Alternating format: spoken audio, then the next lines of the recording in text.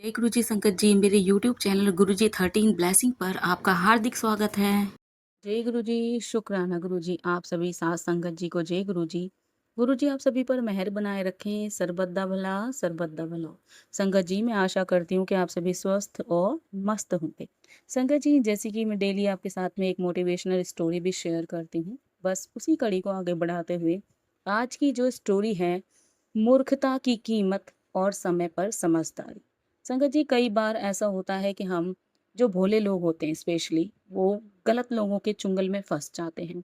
मीठे मीठे शब्द बोलकर लोग उनको अपनी बातों में फंसा लेते हैं, पर ये भूल जाते हैं जो मीठा बोल रहा है ना, उसके पीछे कुछ ना कुछ उसका स्वार्थ होगा। लेकिन व्यक्ति इमोशनल हो जाता है और वह सब कुछ भूल जाता है और धोखा खा जाता है। तो सेम उसी पर आधारित ये कहानी है। कहानी शुरू करते हैं। किसी घने जंगल में अनेक प्रकार के जानवर रहते थे। उसी जंगल में एक शक्तिशाली शेर भी रहता था, जिसने एक चालाक लोमड़ी को अपना सहायक बना रखा था। जब भी शेर शिकार करता, वह उसका थोड़ा हिस्सा लोमड़ी को भी दे देता था। इस तरह दोनों का जीवन आराम से चल रहा था। एक दिन जंगल में शेर का सामना एक भारी हाथी से हो गया। हाथी बहुत बलवान था। उसने शेर को बुरी तरह से पटक दिया और दूर फेंक दिया। इस लड़ाई में शेर को गहरी चोटें आईं। अब वह शिकार करने लायक नहीं रहा। भूख से उसकी हालत खराब होने लगी। शेर के साथ साथ लोमड़ी भी भूखी रहने लगी। एक दिन शेर ने लोमड़ी से कहा, तुम बहुत चतुर हो, क्यों ना तुम किसी मूर्ख जानवर को बहलाकर यहाँ ले आओ। जब वह यहाँ आ जाएगा मैं उसे मार गिराऊंगा और हमारा भोजन हो जाएगा। लोमड़ी को यह बात सही लगी और वह किसी आसान शिकार की तलाश में निकल पड़ी। कुछ ही दूर जाने पर उसे एक गधा दिखाई दिया जो सूखी घास चर रहा था। लोमड़ी ने मीठी मीठी बातें करना उससे आरंभ कर दिया और कहा, तुम यहाँ क्या कर रहे हो? यहाँ तो न अच्छी घास है, ना ही कोई सुख। तुम बहुत कमजोर दिख रहे हो। गधे को पहली बार किसी ने इतनी मीठी बातें कही थी। उसने दुखी होकर कहा, मेरा मालिक मुझसे बहुत काम करवाता है और पेट भर खाना भी नहीं देता। लोमड़ी ने तुरंत उसे लालच दिया, तुम मेरे साथ जंगल चलो, वहां हरी भरी घास है और तुम्हें सम्मान भी मिलेगा। जंगल के राजा शेर ने तुम्हें मंत्री बनाने का फैसला किया है। ये बात सुनकर गधा खुश हो गया और लोमड़ी के साथ चल पड़ा। जैसे ही गधा शेर के पास पहुंचा, शेर ने जल्दबाजी में उस पर हमला कर दिया।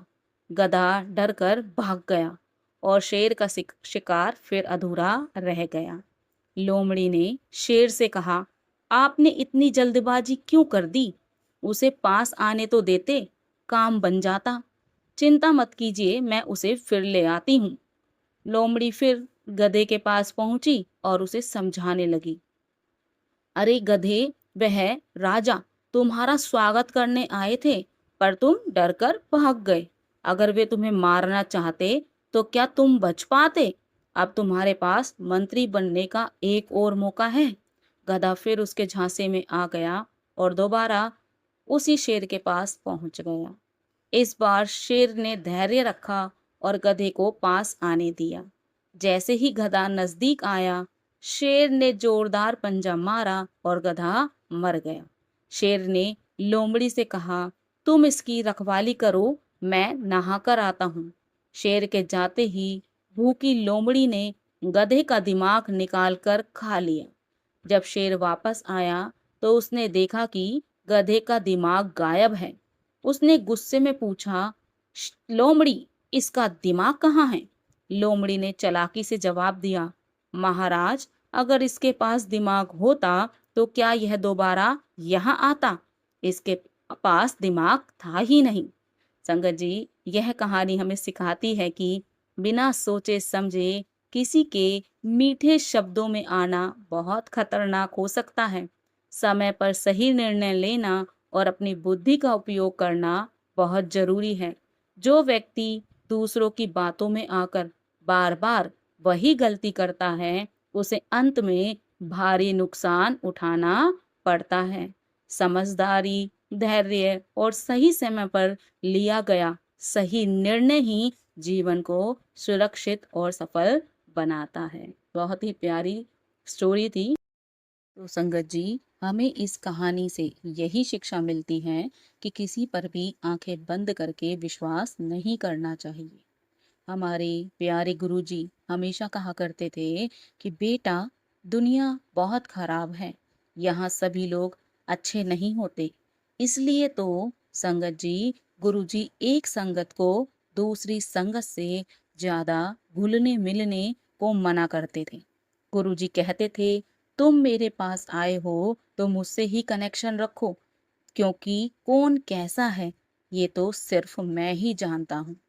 गुरुजी महाराज की नजर हर संगत पर बनी रहती थी। जय गुरुजी, शुक्राना गुरुजी। संगत जी, मैं आज अपनी वाणी को यही विराम दूंगी। जय जय गुरुजी।